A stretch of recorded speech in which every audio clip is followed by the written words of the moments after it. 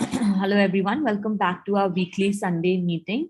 This is our 98th consecutive IMA NDB meet, and we have been discussing about all things COVID and a lot things COVID, but I think it's time to sort of end the COVID update. So we have decided that we would do 100 episodes on COVID, and then we would be just moving on to a better lifestyle maybe, and sort of learning more about that. So today we would be discussing a COVID update, and we have Dr. Nidhi with us, who has been very graciously doing these meetings with us. Excuse me. So Dr. Nidhi Dhawan, she is the secretary of IMA NDB, and she's also the associate medical director of ENT and the head of the safety committee in Shroff Charity Eye Hospital in Daryaganj. She has, as I said, she has been doing these meetings with us for the past few months, and everyone, and we must thank her for her, relentless efforts every week. We are going to be talking about immune exhaustion as well today, and that is going to be the majority of the discussion today. A brief COVID update, and then the discussions on the immune exhaustion. Without much delay, I would request Dr. Nidhi to please come forward and conduct this meeting on the given topics. Thank you so much, Dr. Meenakshi. And you don't have to thank me for doing this, because I think I am sort of driven by the need to know. I don't know whether that is helping others, but it's definitely informing my choices in everyday clinical practice. And I hope it is as useful to others. So I have a proposal. We can do one series on a better lifestyle, as you put it, and we can start, subsequently, series on virology, a series on bacterial infections. So we can do so everything things. I think, the World Health Organization also said that this World Health Day, they're talking about health for all.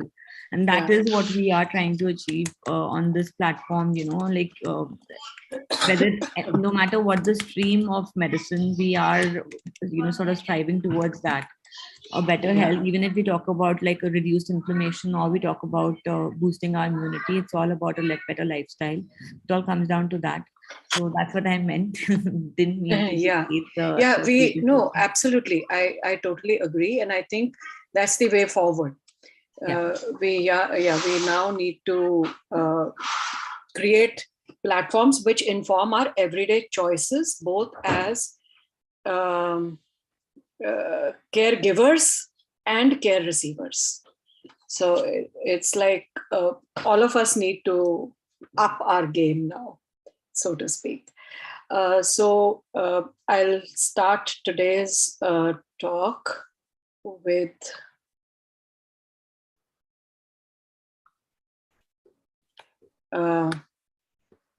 so a lot has happened in the past week again, which forces us to take a brief look at what's happening across the world. Fourth, fifth, subsequent doses are being approved. Are they needed? Is there any significant advantage with it? What is the phenomena of T-cell exhaustion? And I remember on this group itself, Dr. Advani from Gujarat had asked me long time ago that he is apprehensive about the phenomena of ADE in COVID. And at that time, it was our view, nearly a year and a half ago, that ADE is not a factor to consider in COVID.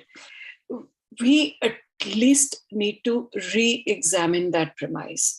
And given that, we need to make informed choices about what we subject ourselves to, as well as what we subject our patients to.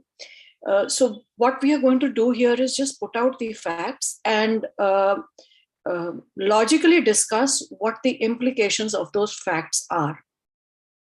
So here goes. If we look at the big three, India has the biggest population.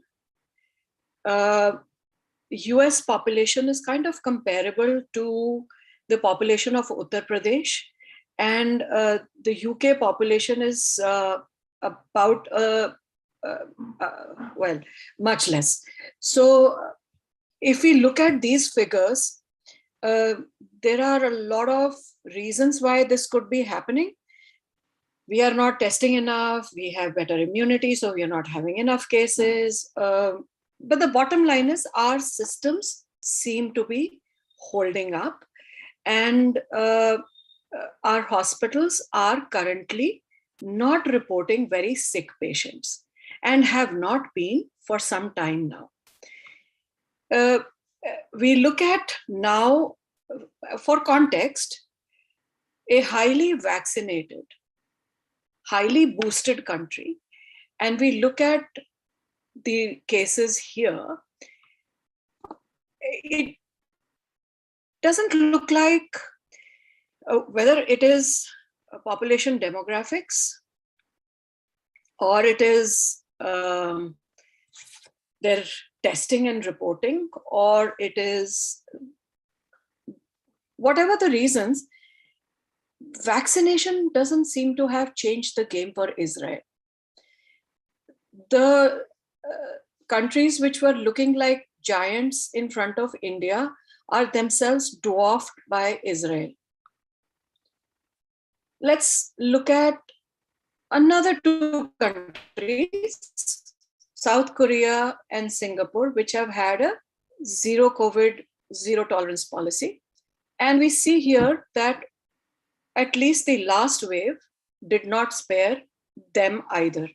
Particularly, if you look at South Korea, you will find that it is practically kind of not even there on the chart all the way up to the middle of February or so, when it takes off, and around the end of February, it kind of shows up its peak, and now it has started coming down reassuringly. So trying to block the virus away, it doesn't seem to make another public health sense. Airborne diseases are unlikely to be blocked by borders where air can cross. I mean, of course. If we look at the science around boosting, we are finding differing opinions coming from reputed public health schools. We are finding statements even from the CDC and the FDA, which are saying that the current policy on boosting may not be sustainable. So there is a shift from everybody must get boosted to maybe we cannot sustain this way of thinking and living.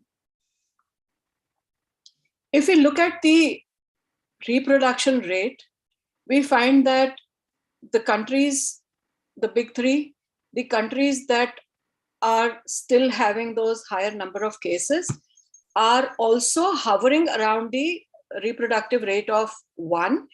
India is kind of close to 0.5, which means that our cases are going down and theirs are stabilizing. If we look at daily new confirmed deaths per million people, again, if you look at India, it is somewhere at the bottom of the chart, and we could have several reasons why this has happened. The West would have us believe we are not reporting enough because the scale of our systems, the sheer numbers that we deal with are so huge that for them to fathom our systems as they operate, even in programs like the universal immunization program, probably they do not understand it with the depth that we live without even thinking about it. But we can understand their disbelief of these numbers. If we look at UK has had bad mortality figures in the earlier waves, but with Omicron, they haven't had it so bad. US has had it kind of going up and kind of going down, but finally, US has sort of started showing the downtrend. We are always afraid of that delay death button, but we seem to be doing okay in India, and we seem to be kind of showing a little uptick in Israel. But we've seen that this bump has occurred earlier in the temporal profile of the virus in Israel. And we still have to watch whether this goes up or it comes down. I would say again that vaccination, though protective against severe disease, is not the end game because it does not prevent infection per se. There are other measures that we need to implement for that to be our reality going forward. Excuse me. So if we look at sequences by variant, the big three are 100% Omicron. Now, whether that is BA1 or it is BA2 or it is a BA1 plus 2 XC, we are now comprehensively under Omicron. We also know that Omicron is protective and replacing the earlier strains, including Delta, which caused devastation in our country early in the pandemic. In UK, we see this small sliver appearing, which I believe when they say others, they're referring to XE. Going by the WHO figures, which seem to be the gold standard to follow, you see that, earlier in the pandemic, when we used to show this graph, it was Americas, which used to be comprehensively higher than the rest of the world. Now it is Europe, which is comprehensively higher than the rest of the world. Southeast Asia seems to be driving the persistence of the pandemic, but now that mantle has been taken over by Europe. And Africa, if you see, you can kind of barely make it out. Again, the West would have us believe that, and this is WHO, I'm using WHO figures. The West would have us believe that they don't have the infrastructure to test, they don't have the infrastructure to report, etc., etc. But as of now, this is what the data says. Looking at the mortality, without the infrastructure, with the HIV pandemic, epidemic, we still have Africa at the bottom of the chart for mortality. The drivers of global mortality seem to be resting in the Americas, US, Canada. So this is, this seems to be driven by a lot of factors, some controversial, some obvious. Perhaps the demography is a little older. Perhaps obesity is rampant. Perhaps comorbidities are higher. Perhaps lifestyle is more stressful. Perhaps the narrative has been very polarizing and polarized. Perhaps vaccine acceptance has been poorer. Could be a lot of factors. Some or more of them could have played a role in this. Europe, again, sort of similar to the US and sort of similar in the factors that we just laid out for Americas. Southeast Asia, for the number of cases that a country like India has contributed to the global mix, the mortality, even one death is one death too many, but the mortality here is much less. If we were to check the share of people who have completed the initial vaccination protocol, UK is right up there. India is at the bottom of this chart. But if you see, Ethiopia is less than 20%. And yesterday I was listening to the International Medical Association's meeting. Dr. Koitsi pointed out that South Africa is deplorably low even today. So I would stress again that vaccination is only the beginning of the game. It is not something that we should be pegging all our hopes to. We should be looking at, as Dr. Meenakshi pointed out at the beginning of the meeting, healthier lifestyles and better life. If we look at the vaccine doses administered per 100 people till 7th of April, you see this. This is the least vaccinated part of the world. And you see the number of confirmed cases as of 8th of April. This is also the least affected part of the world. But India, parts of Southeast Asia, we have kind of Middle East and Africa, we have kind of done something right. It would be instructive, rather than finding out,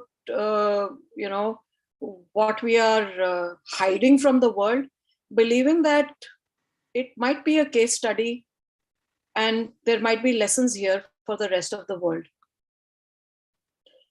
US is finally seeing that approach to baseline, even though their cases are around 45,000. And even though they are still slightly higher than their 7-day average, but it's finally inching towards the baseline, which is an encouraging sign. If you remember, somewhere around here, we were saying that, we don't know whether this is coming down or it will go up again, because there seem to be some indicators that it might go up. And it still might. There are coming down from here, going up, down here, going up. So it still might, and we do need to be watchful, but we don't need to be stressful about that watchfulness.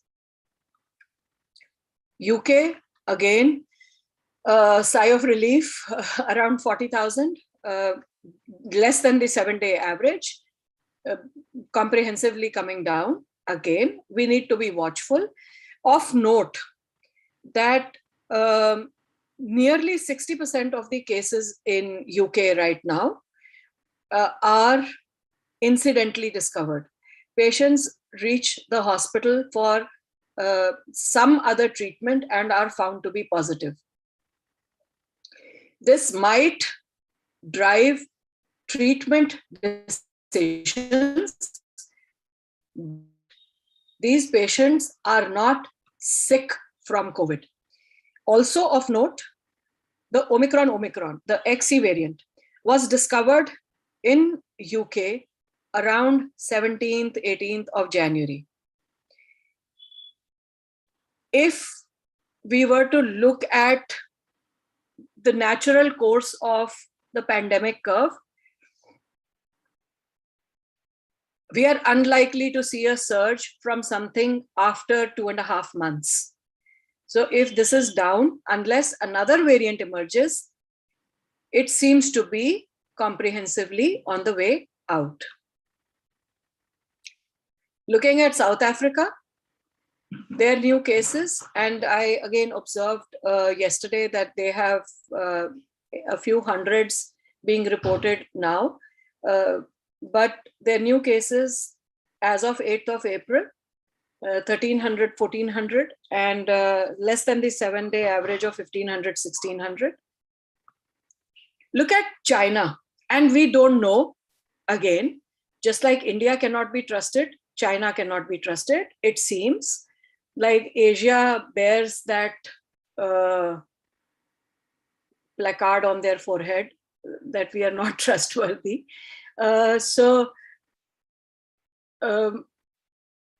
China zero COVID policy doesn't seem to have really worked in their favor, because Omicron didn't care that they wanted a zero COVID policy.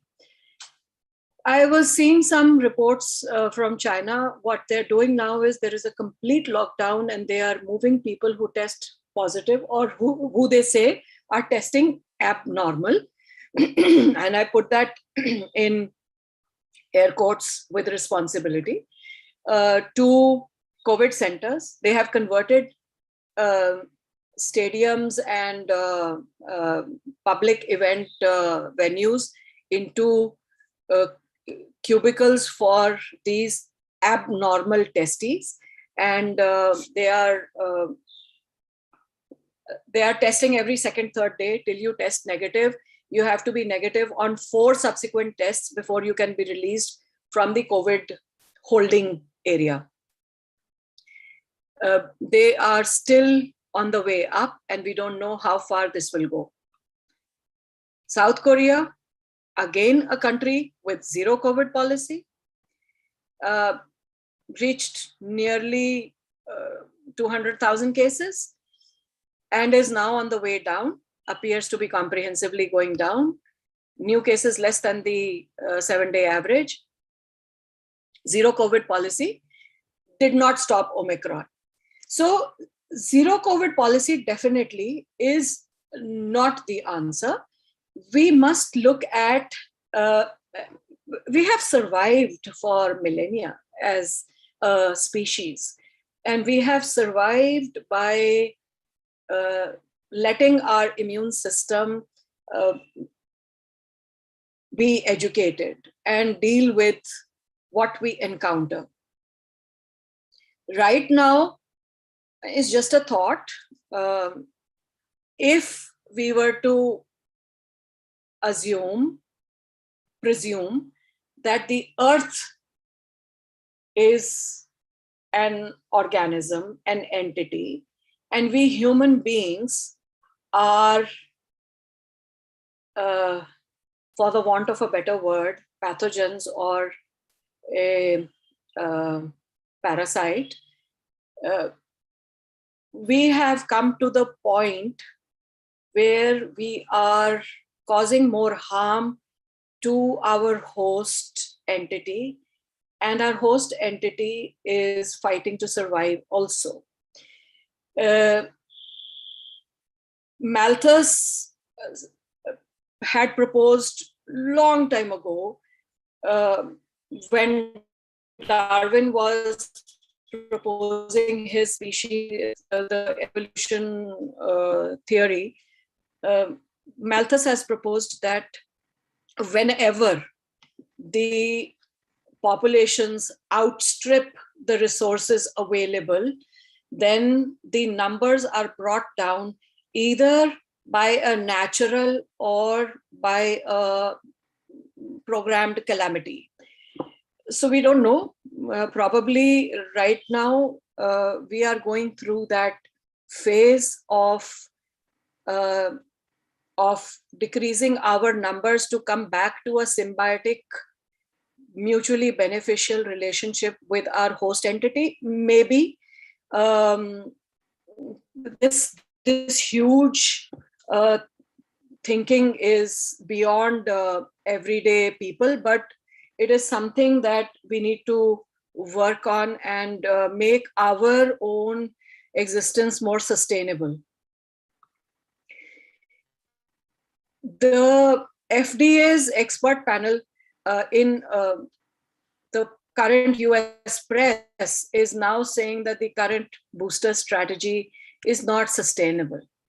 Now, this might be building towards moving away from repeated boosting every 4 to 6 months and going on to an influenza kind of boosting program or vaccination program. This is a very recent study that came from Israel, and they do say that the protection from 4th dose of the Pfizer vaccine offers about 4 times the protection. So you're 4 times less likely to get severe disease if you get a 4th dose than if you're on the 3rd dose alone.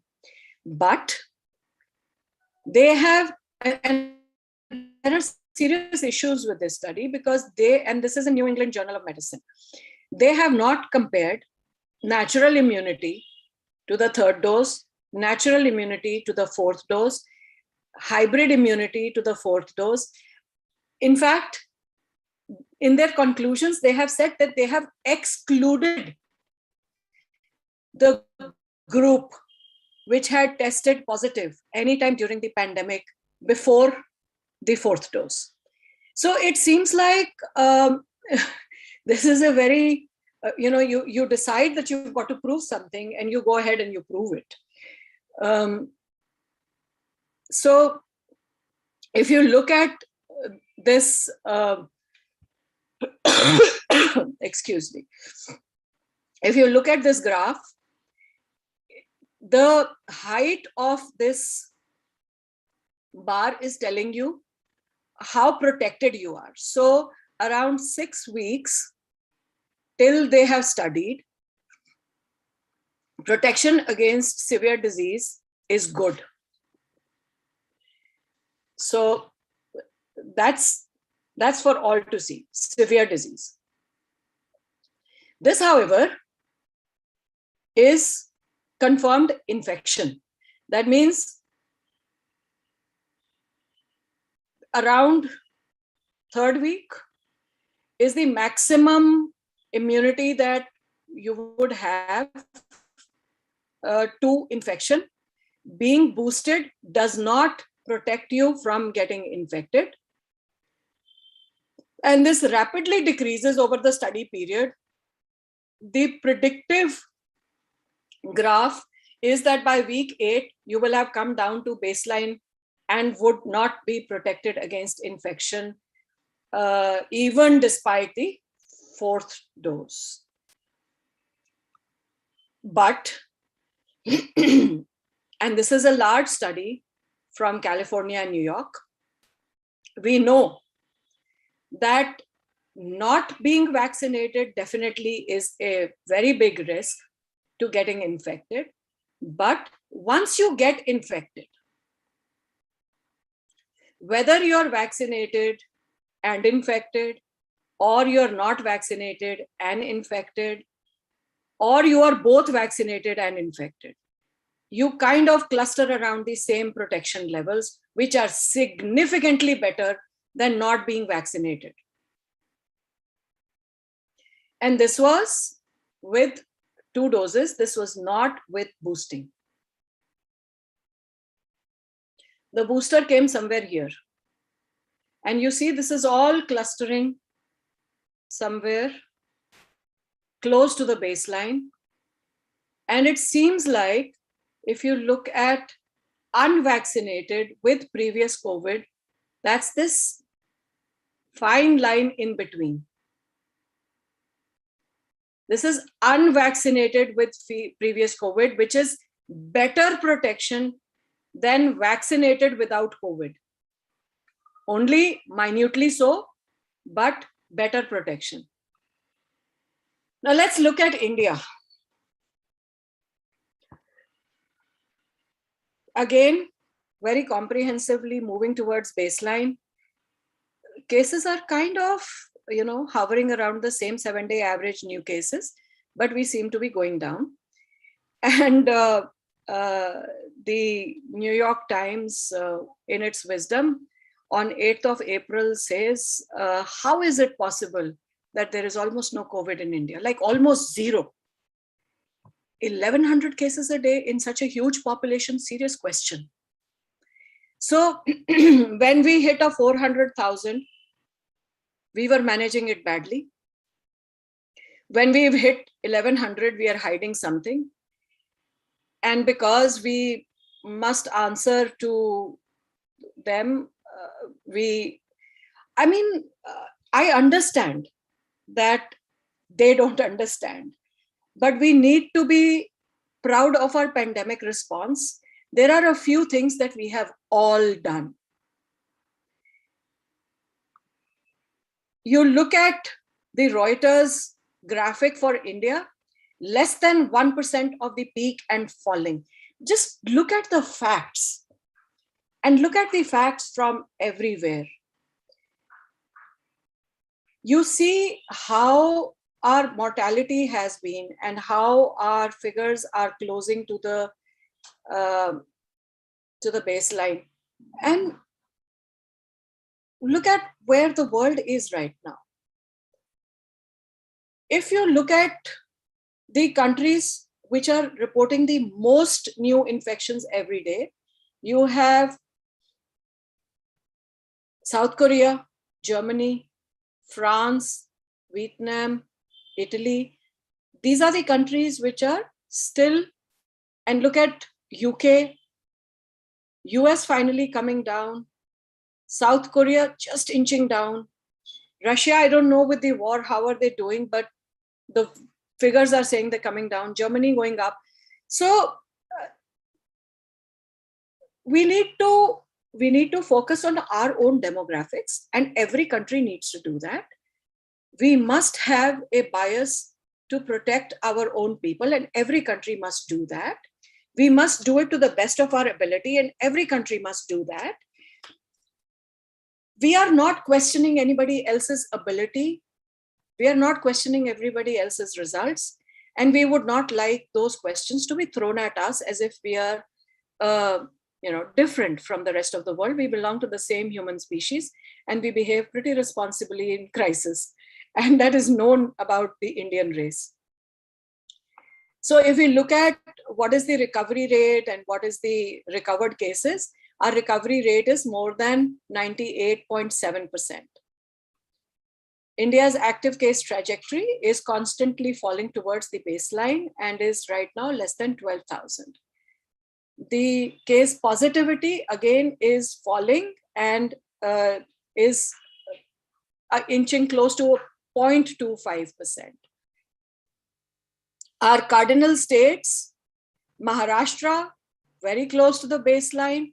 And that one case of XE that was reported from there was a traveler who had tested negative when she landed in India and who has left for her parent country and tested positive. So we don't know what the XE is going to do here. You look at a city like Mumbai and you say that, this is like 100% vaccination. We had hit this target for Delhi a month ago. Delhi, again, close to the baseline, kind of a little higher than our 7-day average. We are seeing some cases re-emerging. There have been 2 in our own hospital, but these are something to be watchful of, and they're not causing very severe disease. Kerala, finally, we have been discussing Kerala for a very long time, but finally, Kerala also is coming close to the baseline. Uttar Pradesh, slightly higher than the 7-day average, but in 2 digits, close to the baseline. So if we were to see the vaccine platforms, and if we were to see where we are, we perhaps are here. and here. But Omicron, in on its glory, has done this for us. And active case loads are going down. Active cases stand at the lowest they have been since the start of the pandemic. Weekly positivity rate is going down every day. Our messaging is pretty consistent, transparent, and we are going about it in a very logical and phased manner, looking at our own logistics and our own ability to deliver. The private hospitals have now opened precaution dose for 18 plus. If you have to travel abroad, you will need this precaution dose. As of today, and I say this with extreme accountability and responsibility, if you have been infected by Omicron, I do not see how this precaution dose in the current scenario is going to be of great help except a free travel pass. But for the emerging variants, at least for the next 6 to 8 weeks, it might protect you from severe disease. It does not absolve you of the responsibility to protect yourself by your daily behavior. Coming to T cell exhaustion now, interestingly, this paper is from 2018 November.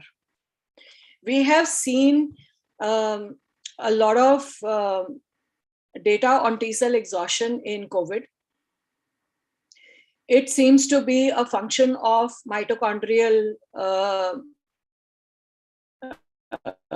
disruption, and it is identifiable. So what is exhaustion? It is a reduced number or reduced function of specific T cells in chronic persistent viral infections. Does that mean that COVID is also one of those viruses that might persist? We are still examining that thesis. It is common in HIV, in HPV and HCV. It is also seen in some malignancies. It is often restricted to CD8 cells, but sometimes it may be seen in CD4 cells. It is a feature of mitochondrial dysfunction, mitochondrial exhaustion, and altered metabolism, which is central to that exhaustion.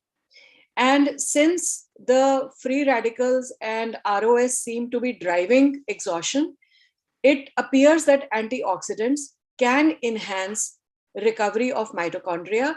There are some lifestyle changes that we can again add to the armamentarium. The question is it possible to reverse exhaustion and reinvigorate our T cells? The jury is still out on this, but it seems like it's not without hope. So the T cells are key players in adaptive, pathogen-specific, and specifically driven immune responses. The antigen peptide and MHC complex is recognized by the T cells through their T cell receptors. This causes them to be activated and they undergo differentiation and burst over the next 1 to 2 weeks.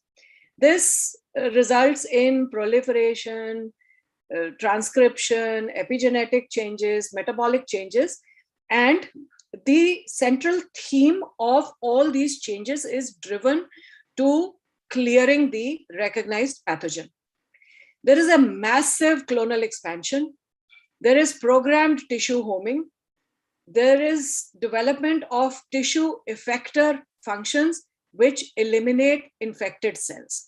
Now, following the antigenic clearance, the majority of T cells that are now recruited in these 1 to 2 weeks will die by apoptosis. However, 5 to 10% will persist as either central memory or effector memory or resident tissue memory cells. Now, these persisting cells are the ones that are rapid responders in re-encounters with antigens. Of note is that exhaustion is a sequential loss, and it is possible to monitor the sequence and to stop it at any of those sequenced stops. So loss of IL-2 is the first marker of exhaustion. This is followed by loss of TNF alpha and some other cytokines. INF gamma is almost the last interferon cytokine molecule to be depleted. These changes, if you see, are going to result in the T cells not being able to eliminate the pathogen. Now, are these changes host mediated or pathogen mediated, or a combination of the two, are matters of study at the moment. The long and short of it is that the virus can persist because of these changes, because the altered proliferation profile, the upregulation of suppressor molecules, and most importantly, the programmed cell death molecules causes the T cells to lose their function and numbers. The T cells which are now exhausted fail to transit to a quiescent stage or to acquire the antigen independent memory functions. There is accelerated apoptosis, hence there are markedly reduced numbers. Now, this is different from senescence and energy, and the key molecule to look at is the programmed cell death molecule. In COVID, there are some studies that have told us that the T cell exhaustion may be, and we've seen it also, may be driving long COVID. It also makes the severe cases difficult to treat in the early stages. We still haven't examined whether the antibodies or produced from the vaccination or the antigen introduced by vaccination will also cause exhaustion. The spike is definitely highly immunogenic, highly antigenic. Neutralization of the spike also is protective.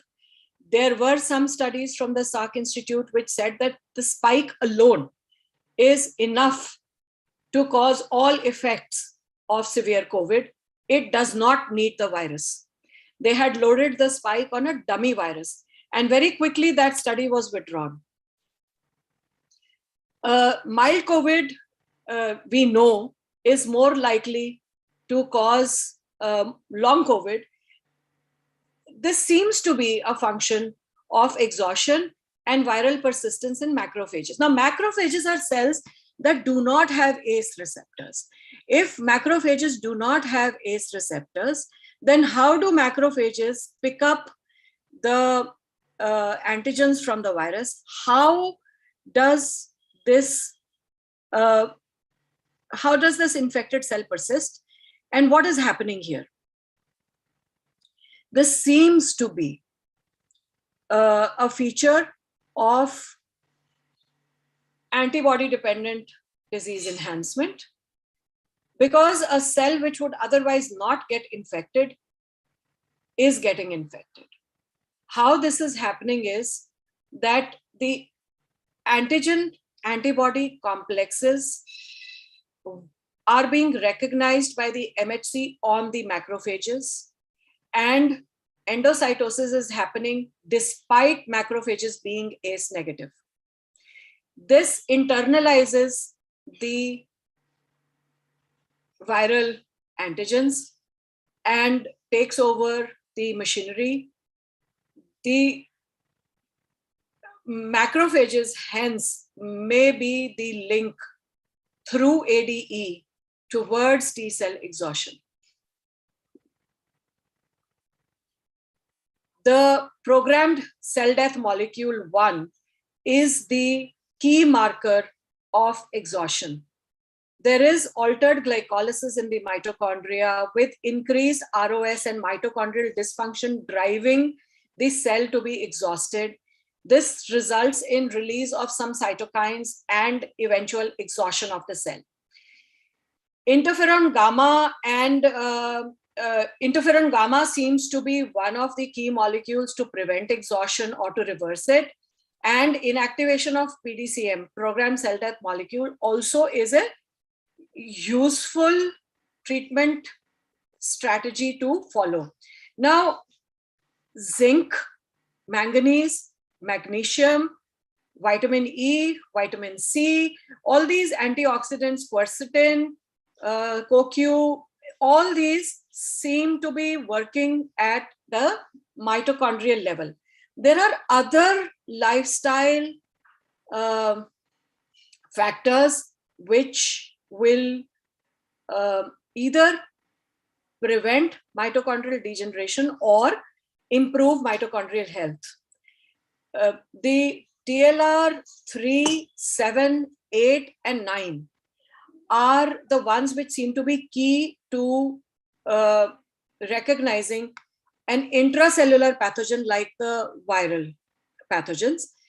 The endosomal acidification and maturation is a necessary precondition for these TLR activities. Interestingly, HCQS promotes endosomal acidification. So the logic of these drugs that have been used for off-label management of disease is undeniable. The maturation leads to production of cytokines and a cytokine storm, disablement of interferon gamma and inability to deal with the virus, and inactivation of PDCM, which will promote mitochondrial health. The study which showed us what happens when a patient is negative for antibodies, there is, active T cells form a baseline. The recovered T cells come back up in convalescence. When there is exhaustion, the significant factor is that there is a very low percentage of specifically educated T cells, which is the least at the time of the maximum viral load. The red line is the viral load. As the viral load is going down and the patient is recovering, the T cell exhaustion is slowed down and the T cell functionality is recovered. There are some treatment strategies that have been studied. As I said, most of them are at the level of programmed death molecule 1, which along with TIM3 can reverse T cell exhaustion. We did talk about thymosin alpha, which might give us some breathing space till recovery. But these strategies need to be looked at. The balance between clearance of the virus and preservation of health and towards long COVID and persistence of the virus is driven by some cytokines. And IL-10 and TGF-beta seem to be the ones which are driving this process. IL-10 and TGF-beta are produced by dendritic cells, macrophages, activated T regulator cells, B cells, and natural killer cells. the IL-10 like substance is also produced by some viruses like EBV, CMV, and this deceives the host and evades the host immunity. If you remember the Red Queen hypothesis, the fight is between the virus and the human being.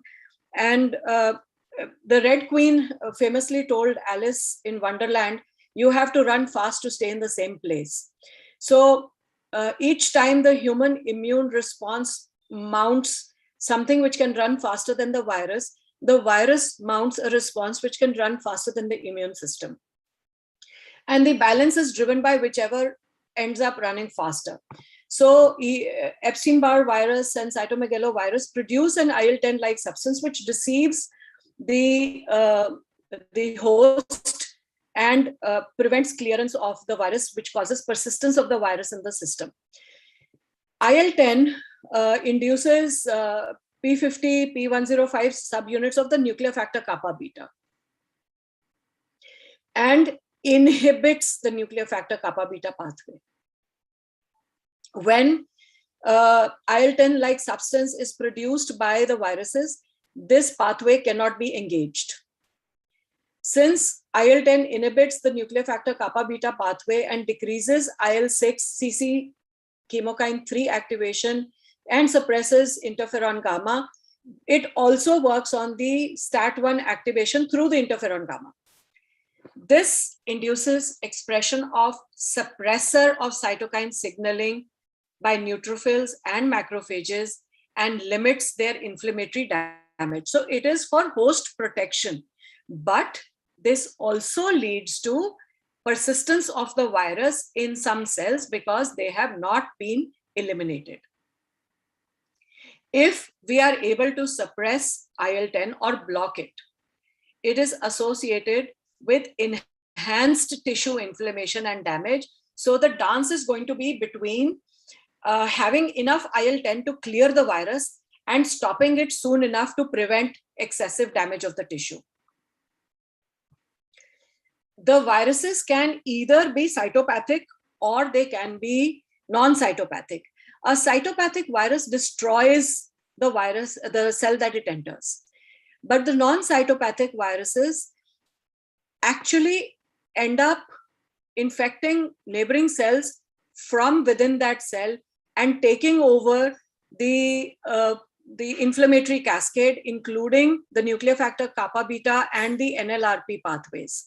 The release of pro-inflammatory cytokines and interferons, the activation of the CTLs and killing of the infected cells, the activation of the B cells and the formation of antibodies are all driven by how quickly the virus can take over the genetic machinery of the host and how quickly it can form the initial cytokine response.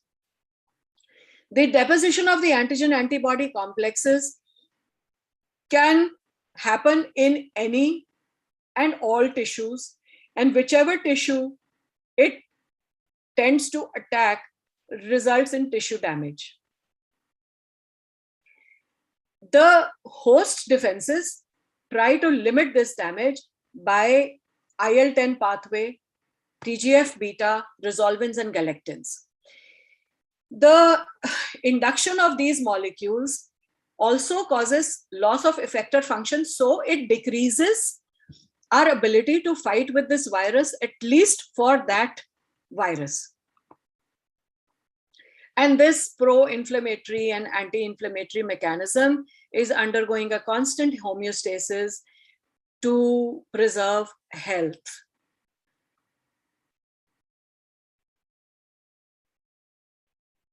What is important for us to understand is that viruses have been with us for long enough and far enough for us to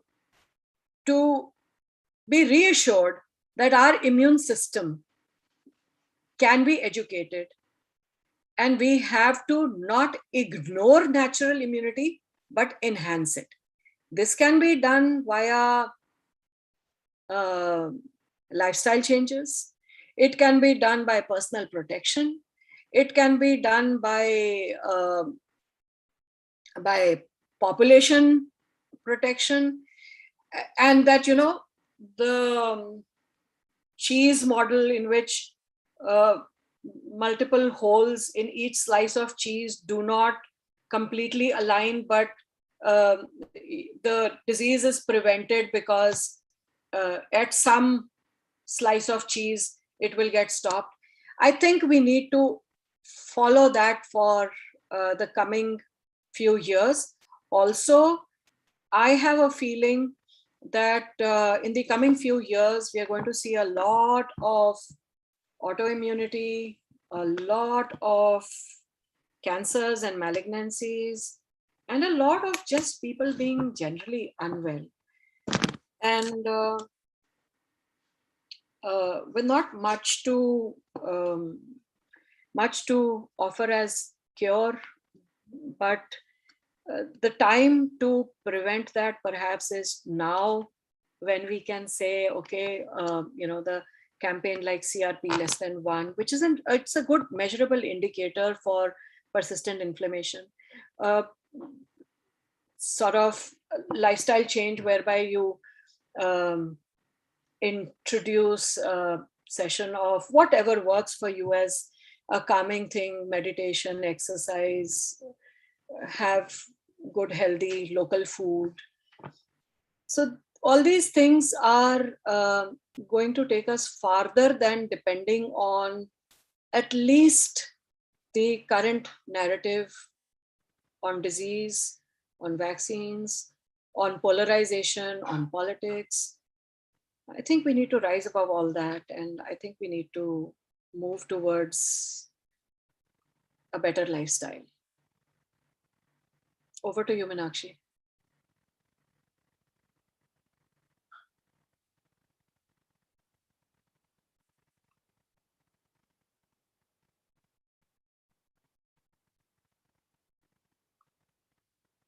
Dr. Meenakshi?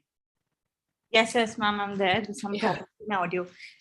Yeah. So wonderful deliberations yet again by Dr. Nidhi. I agree with you. I think again, that the saying like begets like. Absolutely, I agree with the statement that the vaccine is not the end game. But we can't deny that, yes, it does provide some sort of immunity, and it does help at least the middle-aged, the middle-aged population. So I think it to a certain extent it does help, but yes, there are a lot of other, factors that will help us, and that is what we were talking about at the beginning of the session, that the lifestyle changes that we are talking about, as you said, CRP less than 1, it's a very valuable indicator. I mean, we've seen it affects every single now if you see after COVID, whenever you look at diseases and whenever you study diseases, inflammation seems to be at the very, it seems to be the epicenter of most of the diseases that we are suffering with in this, time and age. So yes, wonderful deliberations yet again. If there are any questions, we are the floor is now open. So if anyone would like to.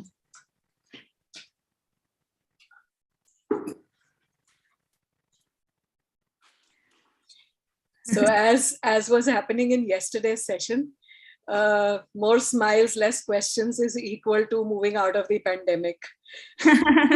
Absolutely. Are we doing the thalassemia session next week? Dr. Arora is traveling at the moment, so he has told me he's going to get back to me. So I'll update everyone accordingly. Okay. Dr. Nidhi, hi, I'm Manisha. जी. एक discussion है. हाँ जी. Can one get away after Omicron and 2 doses prior to that without taking the booster dose? Controversial question. I personally believe that if you have Omicron, you have been boosted. Yes. That is my view. 3 months after that, it's the policy to give booster, na? No, I agree. And as I was showing you in the Israeli study, they do say that between having received 3 doses and receiving the 4th dose, there is a level of protection against severe disease, but there is no protection against infection. Also, the 4th dose protection against infection comes down to baseline or 0 4 to 6 weeks after the 4th dose. So if we are looking at immune exhaustion as a possibility, if we are looking at the process of antibody dependent disease enhancement as a possibility, we need to study these phenomena more closely before we blindly go into boosting unnecessarily. And as Meenakshi pointed out, there are necessary boosting opportunities. Elderly, comorbid, immune suppressed, we do want to prevent severe disease in these individuals. In these individuals, as a special case-on-case basis, the boosting is justified. However, there is a caveat that, you know, ignoring natural or hybrid immunity is not a very smart and logical thing to do. Because there are people who were infected by SARS-CoV-1 who are protected against SARS-CoV-2 to some degree even today. So, you know, just because, और वो बात ये भी है, मतलब this is again a controversial statement, and I say this with extreme responsibility again. Yesterday, Pfizer has released about 350 or 370 new pages of their document under the mandated document release from the court orders. In that, they have, in those papers, they have said that second dose induced antibodies fall in 6 months after the second dose. If you see the US vaccination card, and both my children now have a US vaccination card, if you see that card, there are 4 slots in it. It doesn't have 2 slots. They didn't know it then, right? Or they did not let the population know that 2 doses would not be enough. Also, agar Omicron type variant has acted as a live attenuated vaccine, agar we are moving towards endemicity, agar natural hybrid combined immunity is at least equally protective as vaccination, तो ये companies आगे करेंगी क्या? हाँ, I mean, what is their end game? गिर रहा है, बड़े happily गिर रहा है. What is their end game? हाँ. So they have already cut their prices happily on request, so-called request from government. So that means third dose हो गया जिसको भी Omicron हुआ, हैं? I believe so. वो 6 महीने के लिए hopefully valid रहना चाहिए high antibody level. And after 6 months, probably we can think of going for a booster or not with more study evidence. I also think that you know, the current scenario will also dictate and mandate whether or not Yes. we need it. So if we think that we are not at a risk of a big sort of wave coming in again. I personally think we are not going to see any more waves. It's going to be, like Peace. Yeah, so I don't think we are expecting another wave. So if we have been infected with Omicron, and even if you are in that 60 age bracket and not that super high risk, and if you're not going to be traveling or something, I don't think that if you think you're going to be traveling to an endemic, जहाँ पे अभी भी चल रहा है, then yes, maybe you can get boosted, but Meenakshi, the need for boosting may not be just because the area is endemic. It may be because that country requires you to be boosted when you come. Of course. That's not a done thing. So far, two doses have been accepted by most countries along with RT-PCR or not. Yes. Yeah. So in that case, no boosting would be good for a person who is already hypersensitive to, say, छींके आती है हर वक्त, itching होता है उसको, तो छोड़ दिया जाए ऐसे लोगों को. अभी के लिए I would say कि wait and watch. Yeah, I think that's the thing. I mean, another 1 or 2 weeks, and we'd be in a better position to say. And anyway, like between the two waves, we've always seen more than 4 to 5 months. At least in this country and most of the places. I mean, there are some countries which have just seen a plateau. They've not seen that undulating sort of graph. So I think yes, so wait and watch is a good way to go as far as boosting goes. And Thank you. Thank you. Thank you. uh, on that thank you note, I think we can end today. Not too many questions so let's wind up for the day, and we'll be back next week. We will update the topics midweek, and we'll let you know how who would be the speaker for that day. Thank you very much, Dr. Nidhi. I know you say that we don't need to thank you, but it's something that's heartfelt. Thank you.